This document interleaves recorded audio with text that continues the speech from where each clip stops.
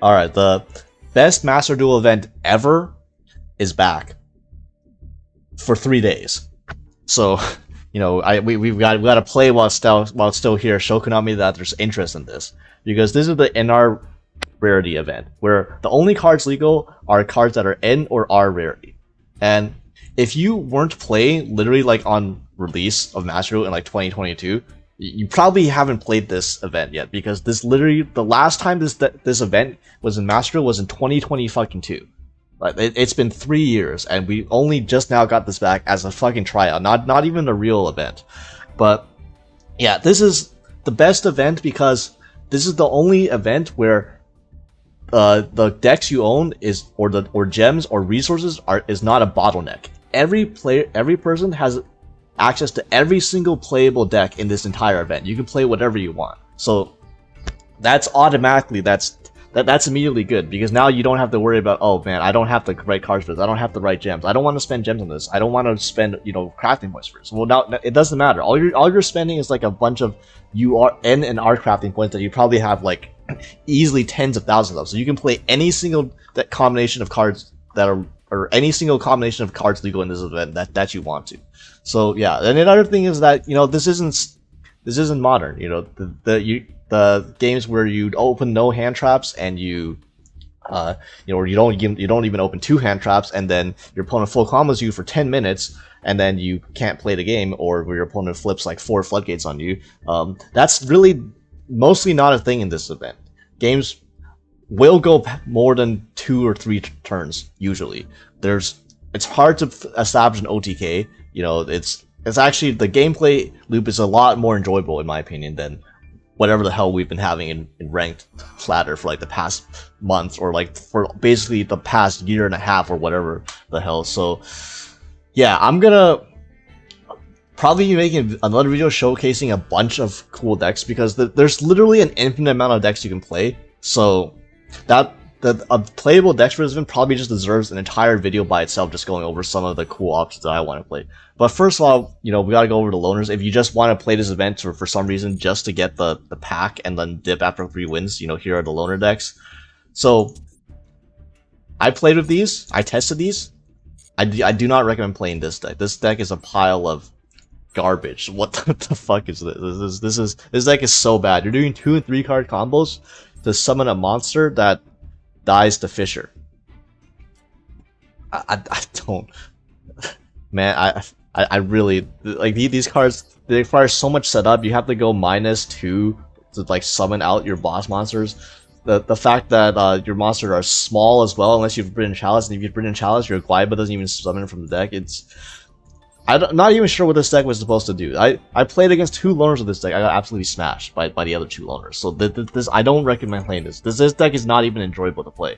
Okay, so this loaner deck, this insect loaner deck, obviously you can build a much better version of this, because this has some weird cards like Super Armored Robot, Black Iron Sea in here, which is obviously not optimal, and neither is Bio Insect Armor. But this deck has a lot of good individual cards. Resonance Insect, which for some reason they only gave you 2 of. I don't know why they come on, man. This is Insect. They give us 3 Resonance Insect. But yeah, this is Ballpark. Resonance Insect is a ridiculous card. Infinite Antlion is like one of the best cards in like the format. Unironically, destroys a card every turn, every time you battle, and you can special summon this. Your opponent to attack it, so forth. It's removal. It's also recursion, because in the outline it comes back Gokipole and Resonance Insect. So Resonance Insect, whenever it goes to the grave, you search a card. When Gokipole gets into the grave, you add a monster, and if you add a normal, you can special summon, then pop a monster with less attack than it. So yeah, this deck will beat constructed NR format. This deck will go toe to toe with some of the best decks in the format, just because of stuff like Infinite Antlion and Resonance Insect give you infinite resources, and then so on and so forth. You have like the extra decks for the most part are going to be the least notable, because a lot of the best extra deck options are usually SR above. So in here they only gave you like a few rank 4s, and they gave you 3 Gaga Gale the Risen for some reason. Like, you're ever gonna make even one of these? But yeah, Malevolent Sin, actually one of the best rank 4s, just gets rid of a card for a turn, just pushes for damage, which this deck is an OTK deck. Giant Ballpark, you attack, and then you summon 3 shiny black sea squatters from deck. You attack for like 6k or so forth. That's, you know, easily go for game. Shinobi Insect, Hagakure, Hagakure Mino. That this is basically, it's a sticky monster. It has battle protection. Although usually if you can get this battle protection, I would recommend you just link into Ragnarok and Selene Snapper instead. But yeah, you can summon a insect monster from your hand or graveyard. If a monster's card points to gets destroyed by battle, and they can't attack this if this points to a monster, so you can kind of get an idea. Imagine you like equip a Resident Insect or a Goki, or you not equip, but you have Resident Insect or a Goki pole pointing to the Shinobi Insect Hagakure Mino. Then they can't attack this, they have to attack the Resident Insect or the Goki pole, and if they do, these effects trigger, and then you get to summon them back with the Hagakure Mino. It's like an infinite, not really an infinite loop, because like you can only do it once, but you know, it's a robust resource loop that is honestly pretty strong for in our format. This card is kind of shit giant ball game. It requires setup because I misread this card. You can only special summon a level 6 roller monster from your graveyard. So this isn't usable turn 1. You have to like go to turn. You have to physically get a level 6 or higher insect monster into the grave first in order for this to work. So that's whatever. But you have Layer Wire, which is one of the best trap cards, honestly. Non-once per turn. Just pop a card, remove an insect from play. You remove from play Resist Insect, then sends a monster. Insect from deck to your graveyard. You can send the Goki Pole, which Goki Pole then will add a Goki Boar, and then add Goki Boar adds to your hand. Special summon Goki Boar, pop another card. You can see the synergy of this deck. Like, this is actually 60 to 70% of this deck is actually ridiculously good. And Ragnarok and Selene Snapper, this deck, a lot of people are on back row stuff, thinking back rows are way better in this format than they are in Modern, which is true, but also, if you've ever played against a loner deck, you're never safe, because this just pops 2 back row when it once per turn. And if they try to pop this, you know, destroy this, goes to the grave, Torrential Lid, Ring of Destruction, this, whatever, you can just summon this back too, and put by putting a insect monster from your field back to your back to the bottom of your deck, and then special summon this back. So even if they try to preemptively pop this, you can just summon this back, and then that gets rid of another spell trap. Then you still risk running popping 2 spell trap. This deck is really insane. Like, really, read some of the cards. This is an extender. This is an extender. You have extenders to go into your link plays. Like, this deck is really fucking good. You can out monsters with ease. This deck has spell trap removal. It has monster removal. It has OTK potential. It has resource loop. This has everything you want. This is actually I'm impressed by. Somewhat impressed by Konami's deck. Then, obviously, there's some shit cards in here like this, which is like this. No, it's terrible. But yeah. This is honestly a very. I'm considering just building a updated version of this deck, like an optimized version of this deck, that's like actually gets rid of the bad cards for some good generic cards. So yeah, and then next we have Elusive Illusion. So this deck is very funny. It's not this deck is obviously this is not as good as the Insect Loner deck, but this is an illusion deck, and as you all know, illusion monsters cannot be destroyed by battle. So there are certain matchups in this format where you will just auto win because you're just playing the deck full of Spirit Reapers, and if you're playing against a deck that doesn't have as much like monster removal and relies on attacking instead, then they're gonna struggle versus this deck. You get a Moko Moko, that's game. You draw a card every turn. They can't destroy this by battle. You flip this side, you flip this face down, you draw a card, and then yeah, any game where you establish Moko Moko, you will generally win the game, because then you can draw into your power cards like your Polys and your Azamina cards and your Sinful Spoils of Subversion and Queen Azamina, which I think this is too many copies of Queen Azamina personally, but yeah, this deck has Poly into Soul, however the hell you pronounce this, which is like spot removal. You can go into Magnum the Reliever off of the Soul, which is then like actually it doesn't have to be Soul. Oh, I misplayed this deck hella. I misplayed this deck so bad. You'll see in the replay, but yeah, you can use a monster special from the extra deck plus a monster in hand, so you can make one of these shit link monsters like this patch dispatch Parazzi and Baba Parpar, and then use that to go into Magnum Reliever. Magnum Reliever will then like you can draw a card, or it's like quick play removal. So yeah, this is a solid. It's a bit slow. I'm not gonna lie. If you're playing against a deck that runs a lot of spot removal and monster removal, then this deck you will not basically have a chance because you have to set all your monsters to get basically get value out of it between the Moko Moko and the Terrifying Toddler, which if your opponent doesn't have an out to this, then this also just floods the board because you can send a Terrifying Toddler to grave, and the Toddler summons itself back down in its face down position against another Toddler. Unfortunately, their economy had the bright idea of not putting a single rank 3 monster in the deck, which is like, dog, one Terrifying Toddler gets you a rank 3 by itself. I don't know why the hell there's not a single rank 3 in this deck.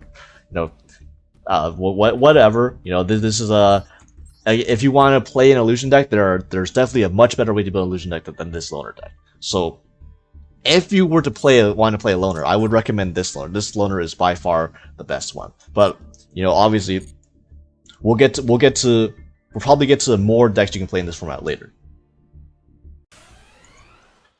All right, so here we're going. We lost the coin flip. We're playing the insect loner deck, and our opponent is playing some kind of burn deck. So they're going to activate Goblin Thief and then Toll and then set 2.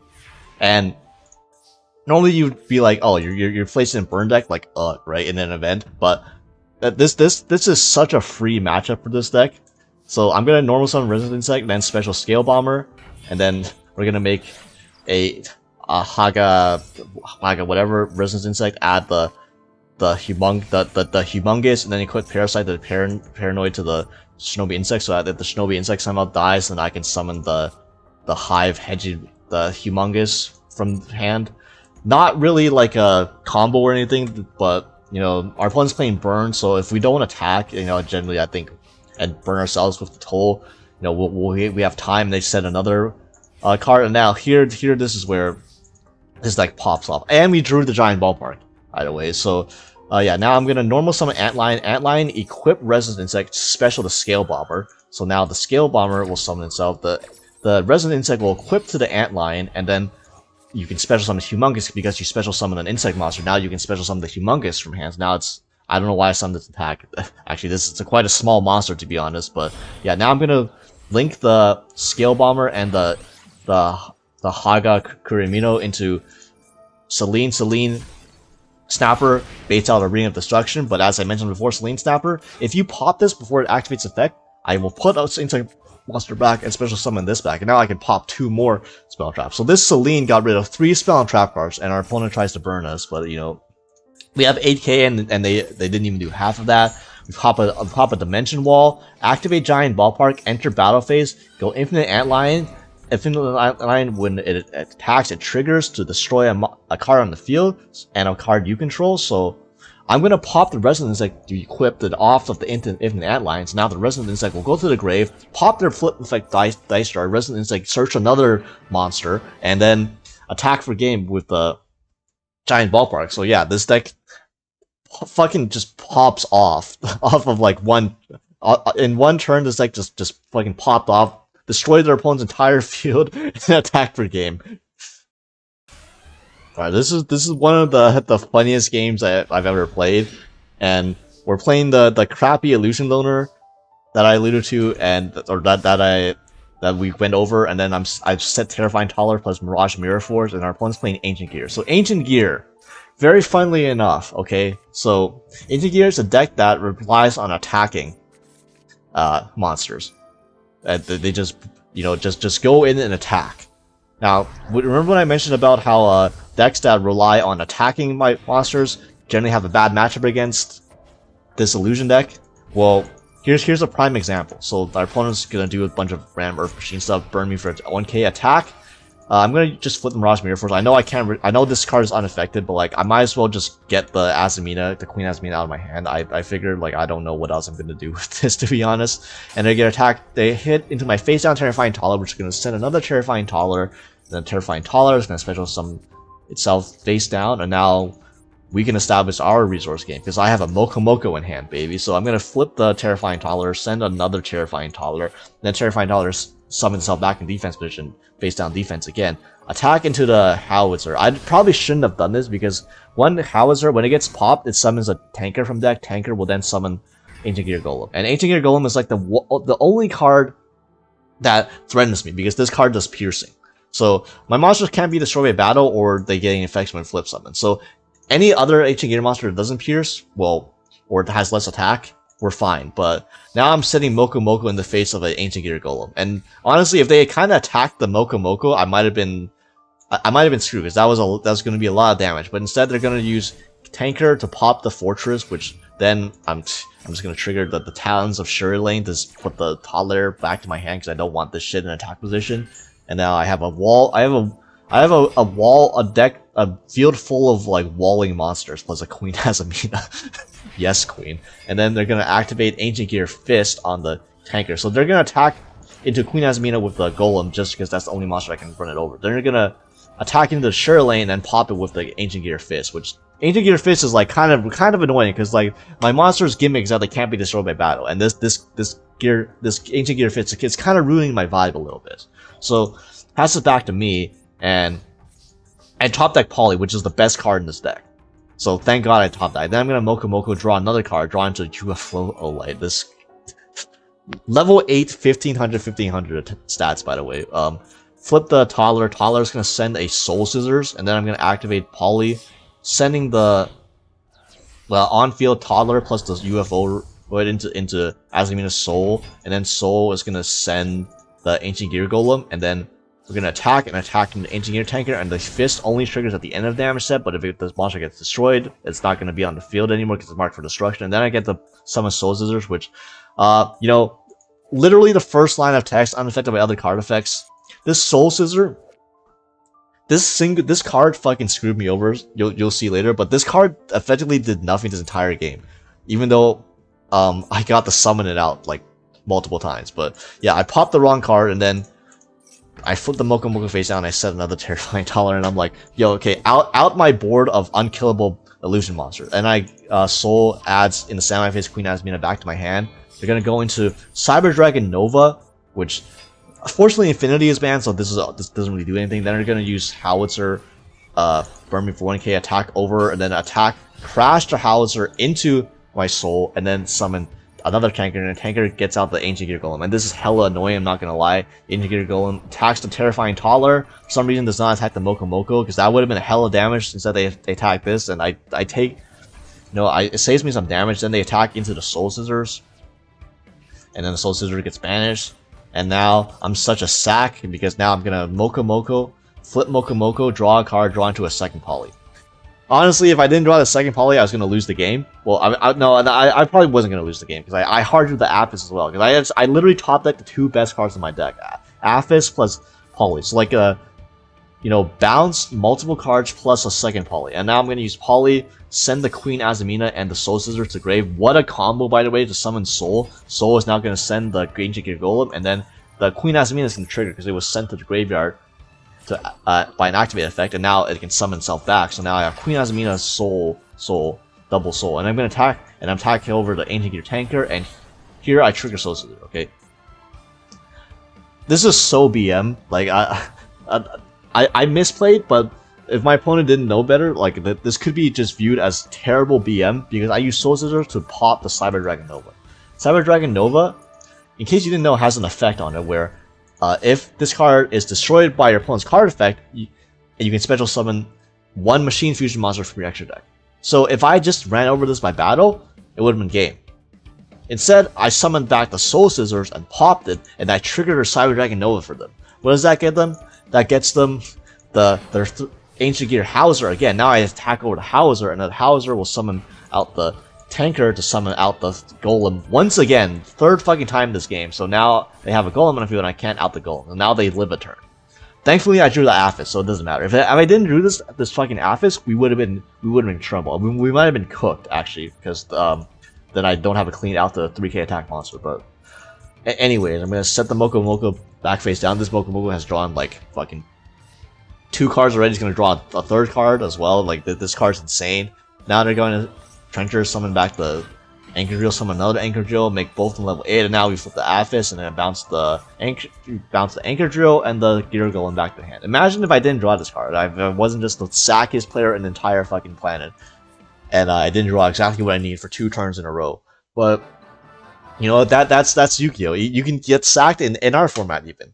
It's just that when you get sacked in our format, the game, you have a chance to play for 8 turns, instead of, you know, just automatically lose on the spot before getting to play a card. So, even just playing with these suboptimal loner decks for a few games, I've had so much more fun playing in this event than I've had playing standard, modern, Master Duel format since, I don't know, before 2025. Like, it's been at least 5 months that I've enjoyed myself playing Master Duel as much as I've had playing this event so far. And I'm definitely probably going to make another video showcasing actual real decks constructed in our Rarity decks that aren't just loners, because I'm going to be playing this event a lot over the next 3 days while it's still here, and I have a plan. I have a lot of deck ideas that I want to play, including some decks that I played in the original NR format that I found really fun too. So if you want ideas for decks to play, you know, it's just stay tuned and let me know what decks you've been playing for this event, or that you want to play for this event, because there's probably like at least a triple-digit amount of different viable decks you can play for this event. That's the great thing about this event. So yeah,